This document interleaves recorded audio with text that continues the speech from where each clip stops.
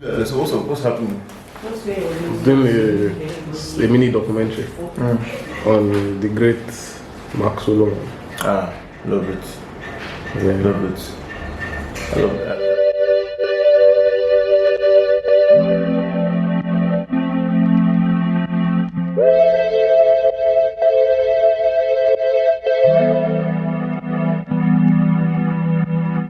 A tree grew in the city, stemming out of the blindness of past generations into non-conforming indifference. Paybac art direction, which is one of my favorite projects I've done. Like I just went with white and to be honest, because when like you start on the blank canvas, it's easy for you to think of what expression you want to add, what mood you want to add, what colors. They can be consistent too. Because Paybac has a lot of colors to it. It's dynamic. It has a lot of colors to his work. The best way for me to have created style was to focus on being minimalist first, like a blank canvas. You can show whatever wants to happen on it. So Picture frame of mind got faceless. I don't know how we could grow if we don't know what changes. If you got a lot of goals, you gotta always play to keep.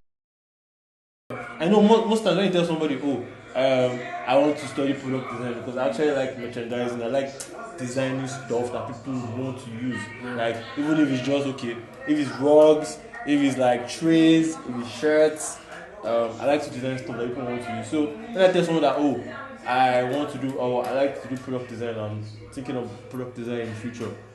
They just be like, their mind comes to, I want to make apps. I want to make UI UX. But that's just an application of product design. That's not what product design is.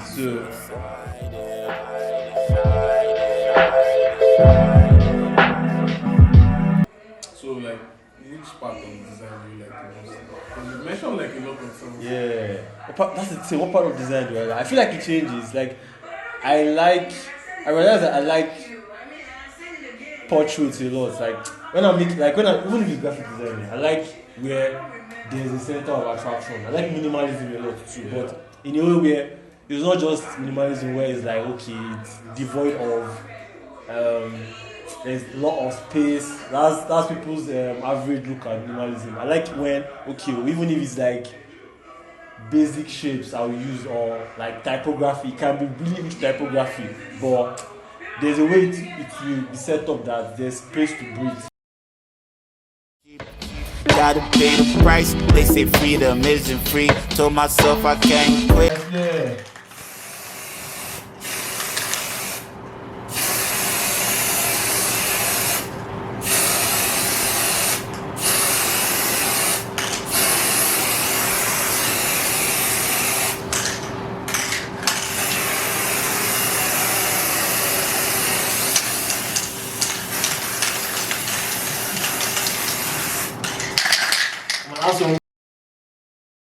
So this was my attempt to recreate Kit Harington's Dancing Man.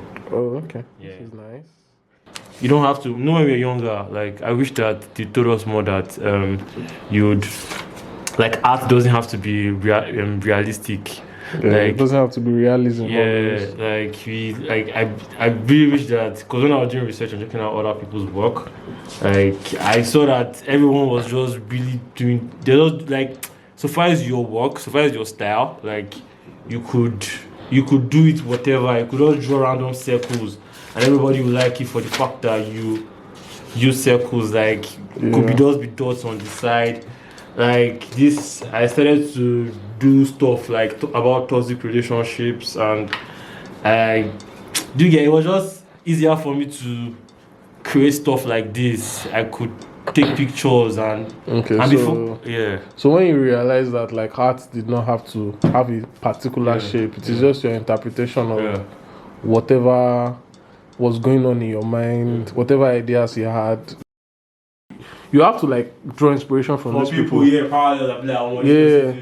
But like when you stop looking at it as a benchmark for your work, and when your benchmark becomes what you yourself you are trying to achieve, like you have this idea, somebody has had like a similar idea and this is how they executed it, but you have your own benchmark for how you want to execute it. So that like becomes your own driving force. Like, oh, okay, this is what I want to do. This is my art. This is what I want to create. Like eventually, you develop a style, and your style could be fluid. It could be just one style, but it will definitely be recognizable. Yeah, that reminds me of something I was working on like earlier in the year on my mom's side. It was called Style is Not to be Trusted. In fact, it was for the purpose of, I think people get too stuck on it trying to create a, to be honest, I was going through that too. On my page, on my Instagram page, I was trying to really focus on this type of work so that it looks cohesive. Then I think I realized that you don't have to, you don't have to conform someone's style. You can do whatever you like. Someone like me, I like to do photography, I like to do pop art sometimes, other times I'm like doing core graphic design. Like, so nobody says that, oh, you should just make this. Like, somehow your expression will show in whatever form.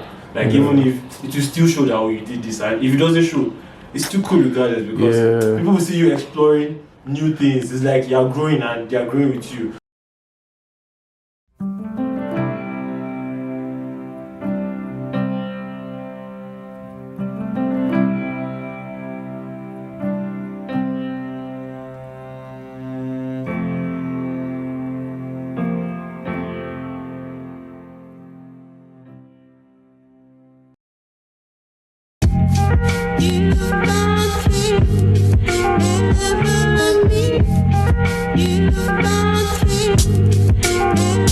Let's go. Hey, now you know. Yo, now you know. Hey, now you know. If you don't know, now you know. Now you know. Now you know. Hey, now you know. Now you know. If you don't know, now you know.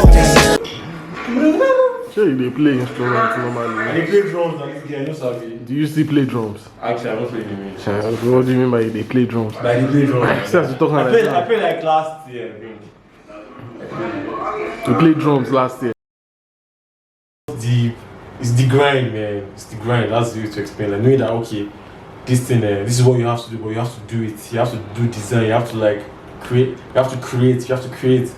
And I feel like, man, being a creative is so stressful at times, because like you're like, okay, you have to create stuff. Like, what's the how can you make this thing you're creating? Like, even though obviously you're saying that, oh, it's not in the process, but at the end of the day, you still have to think about, okay, this thing I'm creating, how do I make it look like my thing? How does it look? How do I ensure that, oh, when it's done, like my ideals and my values still show in this thing? Anybody to